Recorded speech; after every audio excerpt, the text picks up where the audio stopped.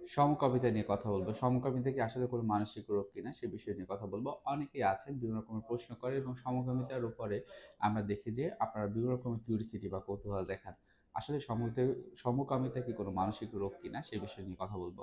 আ এটা এক কথায় বলতে গেলে যে সমকামিতা কখনোই মানসিক রোগ না। এটাকে বলা হয় ওরিয়েন্টেশন। ওরিয়েন্টেশন এর মানে হচ্ছে যে একজন ছেলে বা একজন মেয়ে আসলে তার পার্টনার হিসেবে তার বায়োলজিক্যাল নিড ফুলফিল করা অথবা আ তার লাইফ পার্টনার হিসেবে কাকে নিবেন সেটা সম্পূর্ণ তার উপর ভিত্তি করে তৈরি হয়। এখন সমকামিতা এটা আ যারা আছেন তারা আসলে অনেক সময় দেখা যায় যে এটাকে তারা চয়েস হিসেবে নিয়ে থাকেন। আবার অনেক ক্ষেত্রে দেখা যায় এটা কিন্তু বাই বর্ণ অনেকের ক্ষেত্রে হতে পারে। সেক্ষেত্রে কি হয়? মনে করেন কেউ একজন ঘুমিয়ে আছেন।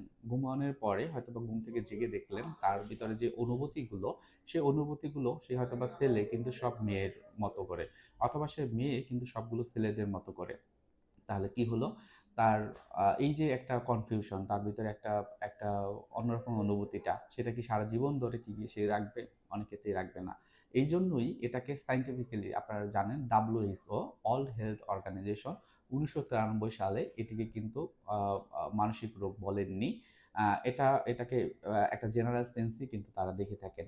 আবার আপনারা APA আমেরিকান সাইকোলজিক্যাল অ্যাসোসিয়েশন সম্পর্কে হয়তো অনেকে জানেন। যেটি হচ্ছে যে আ একটা সংগঠন যেখানে সাইকোলজিক্যাল যে ডিজিজ গুলা বা রোগগুলোকে একটা ক্যাটেগরাইজ করেন এবং তারা কিন্তু অনেক কিছু এর উপরে রিসার্চ করা আ এবং অন্যান্য কাজগুলো কিন্তু করে থাকেন।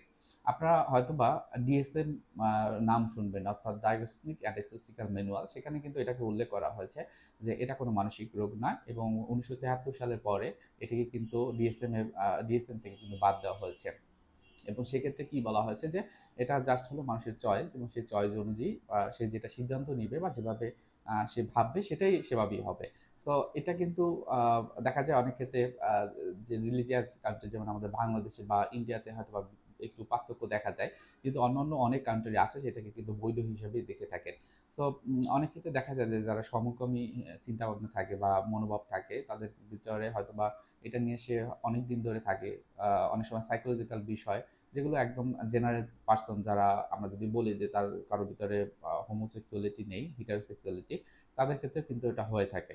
কারণ কি জন্য হয়ে থাকে আপনারা জানেন যে হয়তোবা সামাজিকতা বা আশেপাশের পরিবেশের কারণে তার ভিতরে হয়তো ডিপ্রেশন, অ্যাংজাইটি, OCD বা PTSD, প্যানিক অ্যাটাক বিভিন্ন রকম সাইকোলজিক্যাল বিষয় কিন্তু হতে পারে। তো সমকামিতা বা সমকামী যদি কেউ হয়ে থাকেন তার জন্য চিকিৎসার দরকার হয় না। যদি না তার ভিতরে ডিপ্রেশন, অ্যাংজাইটি বা এই ধরনের মানসিক সমস্যাগুলো থেকে থাকে। সো কথা হলো যে সমকামিতাকে কখনোই এটাকে বলা যাবে না এটা একটা রোগ। বরং যে সমকামী চিন্তাভাবনা থাকে বা ওরিয়েন্টেশন থাকে তার ভিতরে যদি সাইকোলজিক্যাল বিষয়গুলো থাকে সেই সাইকোলজিক্যাল বিষয়গুলোর জন্য তার সাইকোলজিক্যাল হেল্প দরকার হয়। সেক্ষেত্রে অনেক বেশি সমস্যা যদি তার ভিতরে তৈরি হয় অর্থাৎ ডিপ্রেশন বা অ্যাংজাইটির পরিমাণটা অনেক বেশি থাকলে সেক্ষেত্রে অবশ্যই একজন সাইকিয়াট্রিস্টের কাছে গিয়ে ১ম এ ওষুধের চিকিৎসাটা নিতে হয়।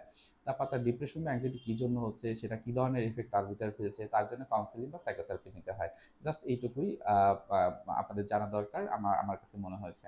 কারো কোনো প্রশ্ন থাকলে অবশ্যই আমি সব আ আ বিনয়ের সাথে বলব আপনারা প্রশ্ন করবেন।